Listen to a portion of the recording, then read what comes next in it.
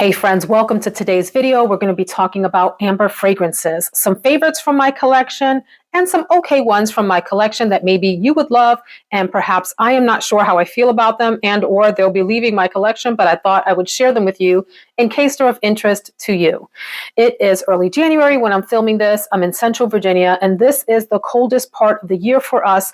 January and February, and then in March, things start to thaw out again as spring approaches. And so this is the month to do amber fragrances, and then I'll be doing leather fragrances shortly hereafter, which are the two kinds of fragrances that I reach for the most at this time of year, and also those warm and spicy fragrances, and sometimes those categories overlap. So why don't we start off talking about what amber is and what it is not. Amber is an accord. The note does not actually exist on its own. It's a fantasy accord, a fantasy smell that we associate with fossilized tree resins. And so actual amber, the stone, doesn't have a smell to it, of course. So it's our imagination about what amber could and should smell like. And we associate think about the color of amber, that golden sort of honey color. Sometimes amber can even lean a little bit orange. But when we think of amber in fragrances, we're usually talking about fragrances that are warm, that are sensual, maybe even have a kind of a velvety texture to us, if you will. And we tend to think of fragrances that are associated with fall or winter, are heavier scents that have a lot of sort of substance and boom to them.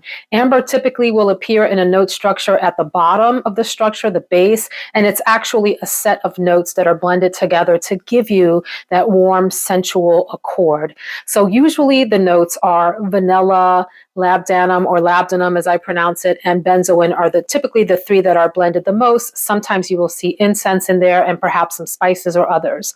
So think about amber as those heavy, warm, sensual fragrances that smell very resinous to us, even though the actual stone of amber doesn't have any scent to it. So before we get started, what is your favorite amber fragrance, or what is a fragrance that you would love to try out because you think that it would be a good fit for you? Drop that down in the comments. And I'll share with you as I go through, I think it's 15 selections that I have here for you today. I actually had over 20 and I edited myself down to 15.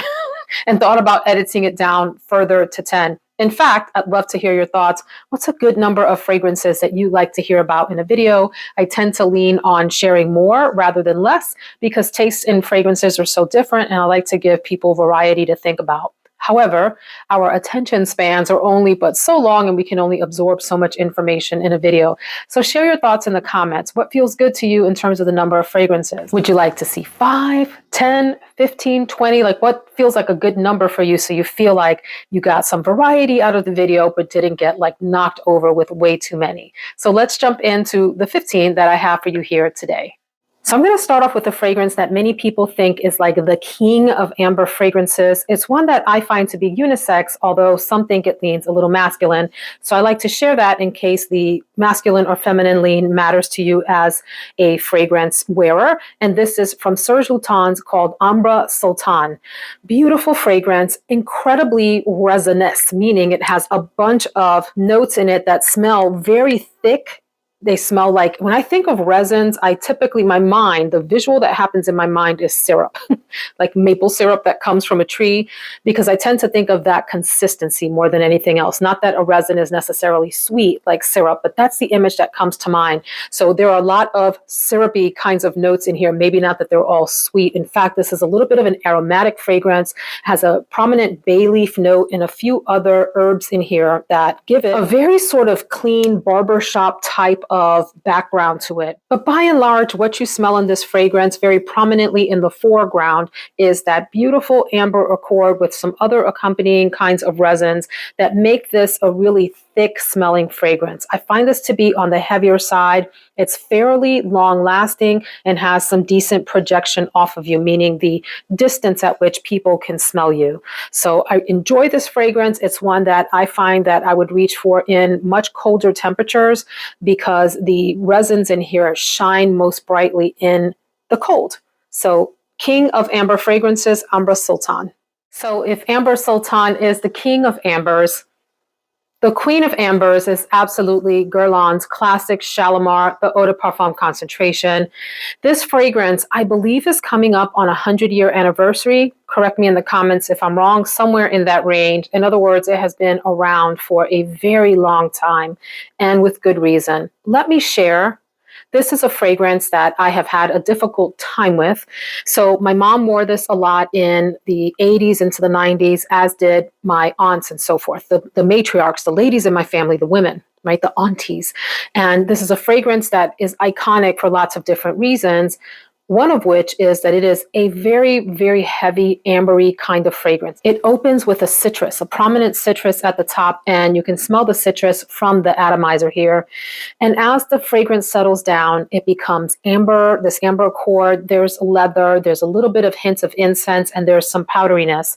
There are days that I wear this and I feel regal, in charge, and like I have my entire life together, because it is such a stately fragrance. It has a lot of presence, great special occasion fragrance, by the way. If you're attending a gala or something like that in winter months, a fabulous fragrance to wear. However, I will warn you that this is a fragrance that can be particularly cloying if you're not in the mood for it, or if you're not accustomed to fragrances like this. It's a real powerhouse of a fragrance. So you have to really be in the mood for it. I've worn it in more humid weather, and I find that it actually performs better for me in dry, cold weather. That's when it really shines. So not on snowy days, for example, but on those blistery, cold winter days. I have tried the Eau de Cologne concentration of this, and that has left my collection.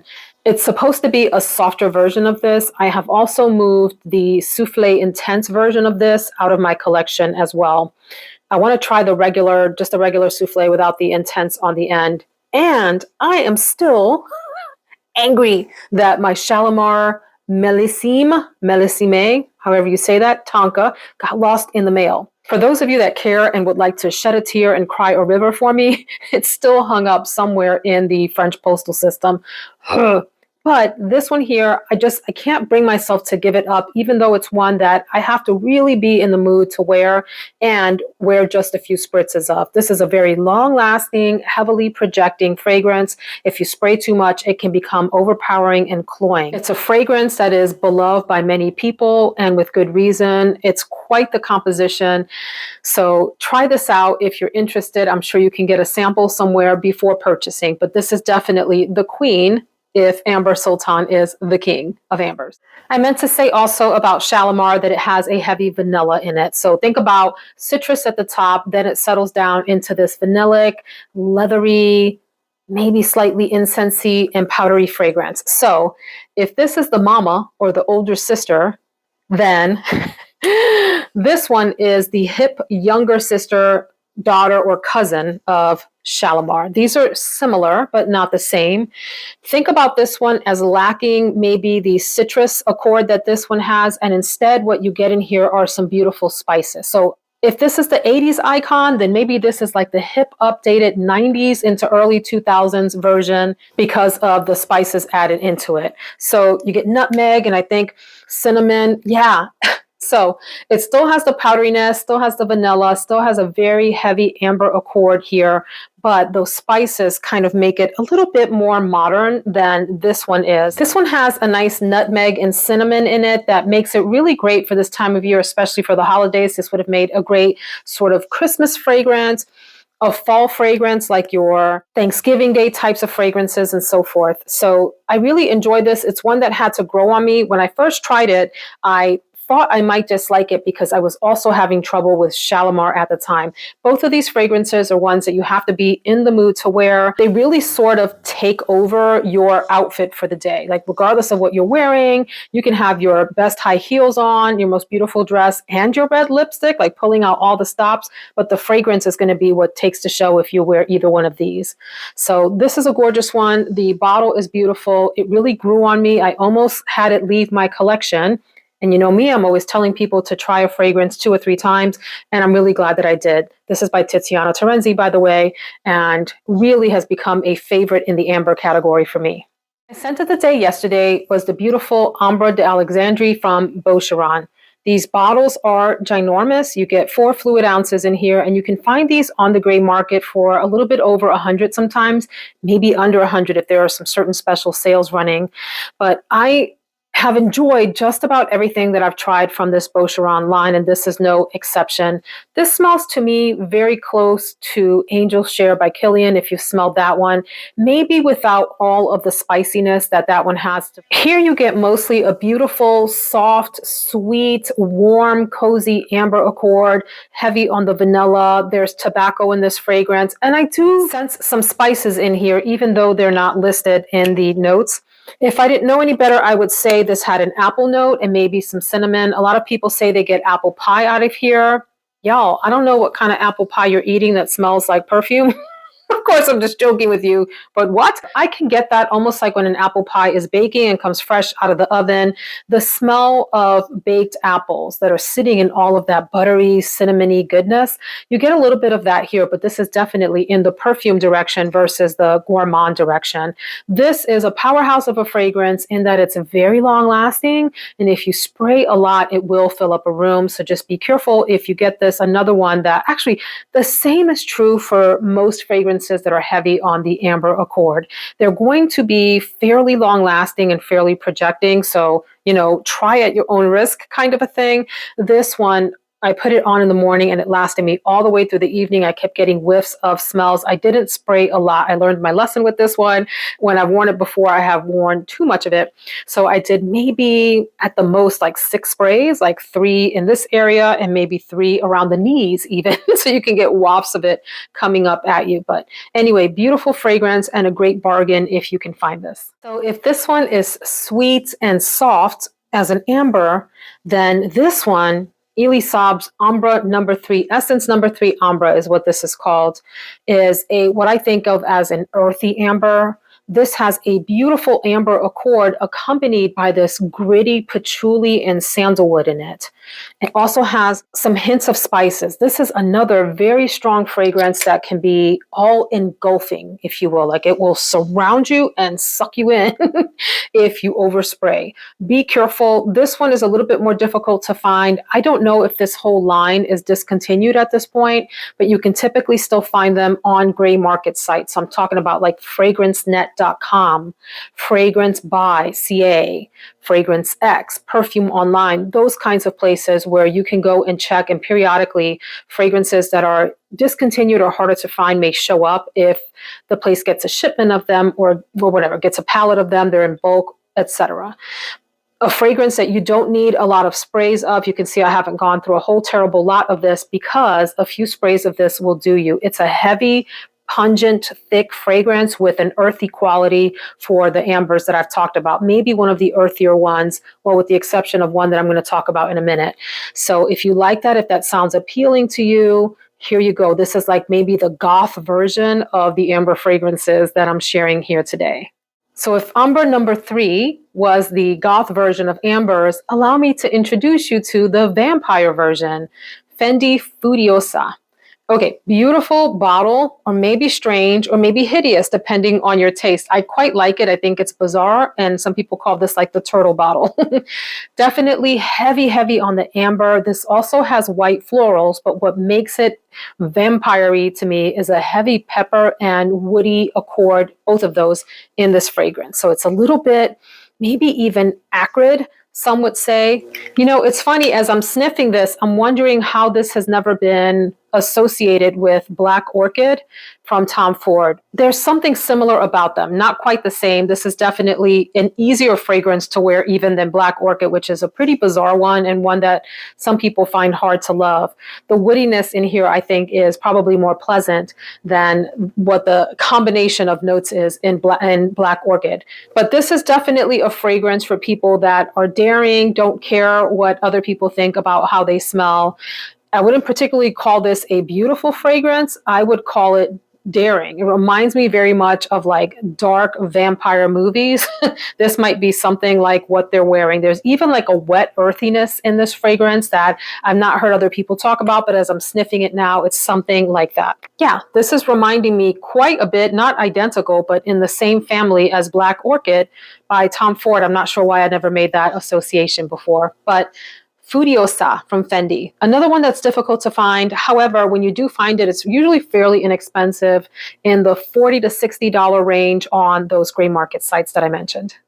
I'll talk next about a recent addition to my collection that I'm really enjoying. I do wish that it was louder. It's fairly long lasting. I get more than moderate longevity. If I put this on in the morning, I probably went through the whole workday smelling it, but it got softer on my skin. So for those of you that don't like beast mode fragrances, but you like ambers, this might be one that you want to check out. You'll probably have to look on gray market sites, like I mentioned before for this. I'm not sure where else this is sold. If you know, please let us know in the comments. I think I got this on Fragrance.net. It's Rochas Absolu. Really enjoyable, softer, more delicate, more demure amber fragrance compared to some of the others. Maybe some of you would still think that this was super beast mode and deep and too much. But look, when you're talking about something compared to Ambre #3 Essence and Shalimar and Hale Bopp and those kinds of fragrance, this is a very polite version of an amber. A really nice citrusy note in here that's very, very soft and subtle in the background. The amber here is super smooth. This is like a velvety amber. I find this to be a feminine leaning fragrance, although it's considered unisex if I'm not mistaken, and I'm not sure who it was marketed to. This fragrance turned 20 years old this year. It first came out in 2002. Love the odd bottle shape on it as well. There's a nice soft orange blossom note in here that accompanies the citrus and the amber to give this a round sort of feminine edge to it and makes it very wearable. This is an easy to wear all year round kind of fragrance, but particularly in the cooler weather, this would come off quite nicely, but easy to wear in warm weather as well, and definitely qualifies as like a cozy sweater weather type of fragrance. I wore this recently under a chunky sweater and it was just delightful to wear. Very nice, easy, soft. You know, you have to come up close to your skin to smell it. People aren't going to be knocked out by it. So it's like a personal smell that way. A really lovely one and a hidden gem. I haven't heard anyone talk about this fragrance and it deserves a little bit of love. This next one is very much like a bombshell amber fragrance. This was gifted to me by my friend Joss at Joss's Fragrance-Mixology.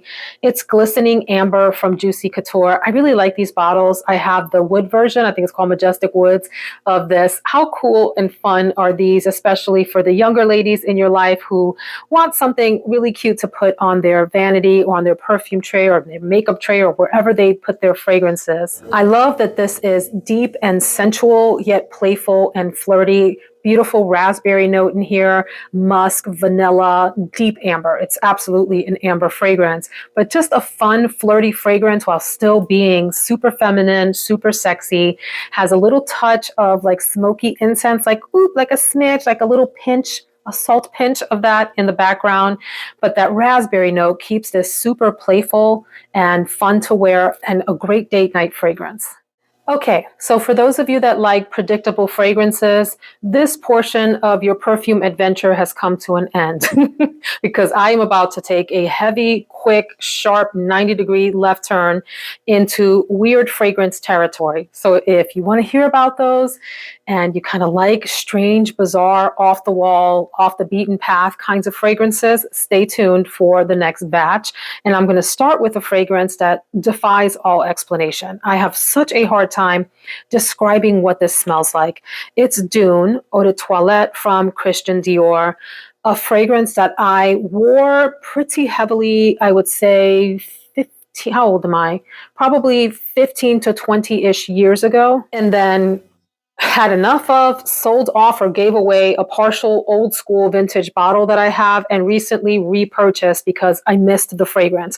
I don't say that about a lot of fragrances. There are fragrances and makeup and shoes and other things, all sorts of things that move in and out of my life, my collection, and I don't regret letting things go once I feel like I have had my time with them. But this was a fragrance that I craved after, especially after I started my channel and really got deeper into fragrances. This is one that I thought about and ended up purchasing again. Anyway, this is a fragrance that many people find intolerable. Some people feel like the reformulated version is a shadow of its former self. I respect all of that. To me, there's enough of the Dune DNA in here that I'm happy with this bottle. And in fact, I don't know if I could have worn the bottle that I had before because it was so strong, such a strong fragrance. This is still a strong fragrance, I think, and fairly long lasting. Very heavy on the amber, but also heavy on this woodiness that is really difficult to describe. This is a fragrance that the name is so appropriate, Dune. When I think of Dune, I think of course, big sand dunes in the Sahara or some other portion of the earth that's very dry, very parched, where the air is hot, there are mirages in the distance, whatever's wafting through the air, the scents that have come up off of the earth, whatever is the earth, right? In this case, we're talking about sand, has this solar quality to it, which is really difficult to describe. So it's warm, it's sensual, it's dry, it's strange. There's a little sandalwood in here. There are hints of a sweet vanilla. It is a very bizarre fragrance and not for the faint of heart. You have to be a little bit adventurous to try out Dune.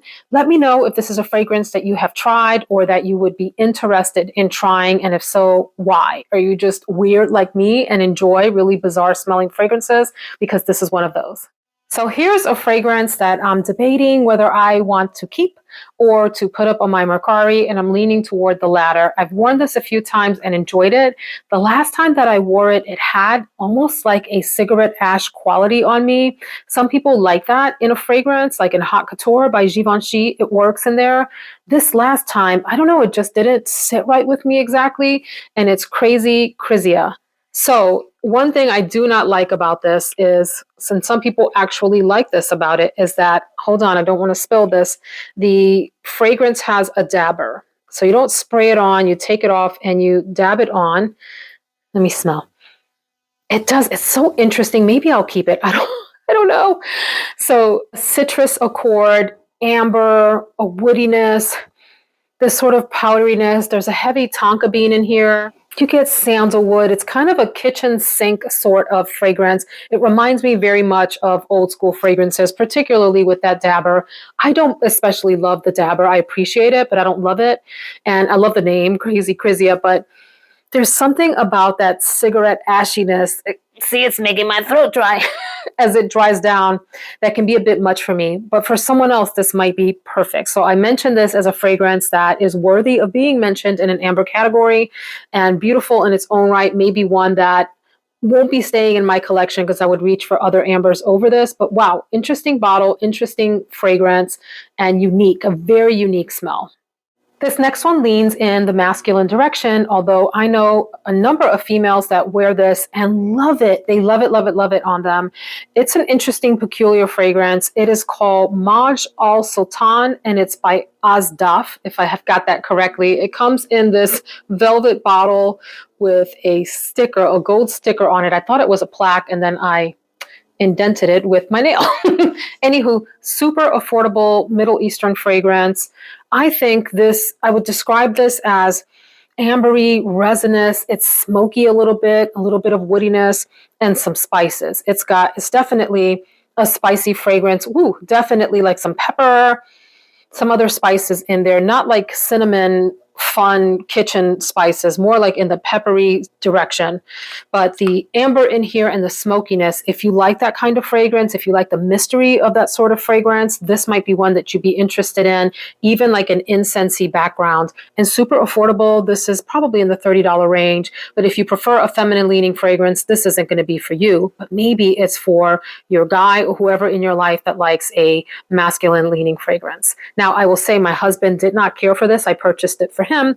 So it's sitting in my closet right now, and I'm trying to decide, is this something that I want to keep because I do like the fragrance, or if I want to pass it along to someone. He didn't care for it very much. I don't know why. I thought it smelled fantastic on him. There you go.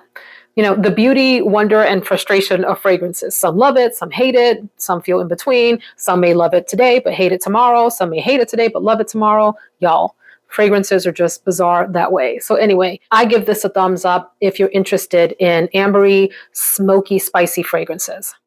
Another weird and bizarre fragrance that I never hear talked about here on YouTube, it's Jo Malone's Dark Amber and Ginger Lily in the black bottle. The black versions of the Jo Malone fragrances, they're considered the Cologne Intense line, and they tend to last longer than your regular Jo Malones in the clear bottles, which are also lovely, y'all. Fragrances don't have to last 24 to 48 hours to be worth wearing. Another topic for another day. If you like ginger, this is the one for you. Ginger and cardamom are prominent spices in here that I think give this an interesting brightness, but also a very deep warmth at the same time. If you've had ginger, be it the pickled ginger that you get with sushi or grated ginger or any of that, you know that it has a lightness to it. Like it's fun and it's refreshing, but it's also spicy and deep at the same time. So ginger and cardamom, sandalwood, and a nice amber accord that makes this a really warm fragrance. I would say that this is unisex leaning to the feminine direction, but an interesting one. And you won't smell like other people wearing this. I think this is a really cool fragrance. And to be honest with you, it's what I wish Jasmine Rouge from Tom Ford smelled like. I like Jasmine Rouge, but I don't love it.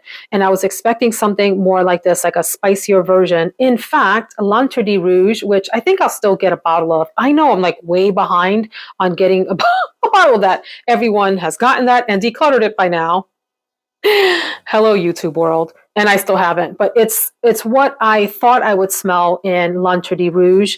And instead, that one just smelled a little bit different. Anyway, dark amber and ginger lily, definitely worth checking out if you like spicy, ambery, bright yet deep fragrances. Friends, if you miss your old school powerhouse fragrances, I got you covered with these next three, although those of you that are into more modern scents will probably find these really strange, maybe even kind of repulsive. So I never talk about this fragrance, or rather I haven't talked about it in a long time, maybe since the beginning of my channel, because I don't wear it often. I have it more for nostalgia's sake. I do like the fragrance and I have worn it on request from my husband because he really likes it, and it is Bijan. I also have Bijan Nude. This one came out in the 80s. This is a super strong, ambery, powerhouse 80s floral type of a fragrance. There's lots of white florals in here and some yellow, including ylang-ylang and tuberose. It has a prominent honey note. It has sandalwood. It has a lot of notes that combine into this amber accord type of thing. This is one of those, I was going to say kitchen sink fragrances that has like every note imaginable under the sun. And when the bottle first came out, people thought this was like the coolest thing and everyone wanted it on their vanity. So an interesting fragrance. You need to mean to wear this one. It does have a little bit of a synthetic kind of overpowering 80s floral quality to it that's kind of hard to describe unless you lived through that era and wore some of the less expensive fragrances from that time period. But it is super cool. I love the Bijan icon, the symbol there. Really neat one, and one that's fun for nostalgia's sake, or if you like that kind of a fragrance. I would totally wear this again. And in fact, I should probably pull it down. I have it, you can't see it, but because it's off camera, but there's sort of a what I call a vintage shelf up there where I keep fragrances that I may not wear often, but I have them for a nostalgia's sake, like Red Door and Ralph Lauren and Safari and those kinds of fragrances that I wore in the 80s and early 90s. Now, we all spend a lot of time on YouTube complaining about reformulations and how new versions are only shadows, shells of their former selves, and they've gutted the formula and it's tragic. And I'm usually like, okay, but I have to agree about this next fragrance. There's still enough of the DNA in there that you get the idea. But I have to say that the original is so much more beautiful, stronger, deeper, more powerful. And I'm talking about Calvin Klein's Obsession. Who remembers the commercials about this fragrance? They were iconic commercials, really sort of groundbreaking at the time. They were gender bending, gender busting in their time period. I mean, Calvin Klein fragrances in general were that. They really changed the way people looked at fragrance and its relationship to gender. Anyhow, very deeply ambery fragrance, vanillic, it's spicy, it's animalic. There's a prominent civet note in here. And this is a little bit too much for people. In fact, there's this sort of plasticky thing happening in this version that I think could be really off-putting for people. I don't mind it because it reminds me of the original Obsession, but it's definitely not the original Obsession in the beautiful, like I call it the boat bottle. It looked a little bit like a spaceship or like a squatting sumo wrestler or something like that. I hate this new bottle. I don't understand. I'm just going to stop because I have a lot of things to say about this. But yes, if you want something that is close to the original Obsession, this still gives you the vibe of it, although it's not the original. I keep it in my collection for fun, and I have worn this from time to time, although it's not something that I reach for often. But man, talk about a king and a queen. The androgynous oligarch, if you will, of the amber fragrance world. Obsession. My last fragrance is one that some may argue does not belong in the amber category, but it comes across as an amber fragrance to me. It's 24 Faubourg by Hermes. And this is the eau de parfum concentration. There's an eau de toilette that's a little bit more tolerable for people. If you watch me early on, you know this is a fragrance that I have struggled with. I used to wear it a lot back in the day. And then when I purchased this version more recently, I found it to be a little bit overpowering and a little cloying. Perhaps one could argue that is because I oversprayed it when I first purchased it, and I should probably revisit it again. Definitely a special occasion type of fragrance, very potent, strong. This is a fragrance that, like I said, I consider to be an amber fragrance, but it definitely has some beautiful florals in there. And perhaps the florals can be a little bit overwhelming, particularly if you are not a floral fan. It can be very heady, a very heady fragrance, meaning that it's like overpowering on the floral piece, like it overtakes you. A jasmine note, gardenia, a nice orange blossom in here, a citrus note that gives this a brightness, even though it's a really strong, like special occasion, heavy, deep type of a fragrance. Definitely clings to the skin, definitely lasts all day. You need to mean to wear this. And I should probably put this like on a tray of fragrances to give another try to, because I was probably too hard on them. It's definitely a beauty of a fragrance, just one that can be a little bit overpowering for me and a little bit headache inducing. Again, likely because I sprayed myself down with this latest bottle that I purchased, but a beauty in its own right, definitely a classic that belongs here, 24 Faubourg. So friends, that concludes my 15 amber fragrances for this video. I had about another 5 to 10 that I did not include because I didn't want it to be a 3-hour long video. Would love to hear from you, your thoughts on these fragrances, and please drop in the comments your favorite amber fragrance or one that you are interested in trying. Hope you have a great day. Thanks so much for hanging out with me. Take care.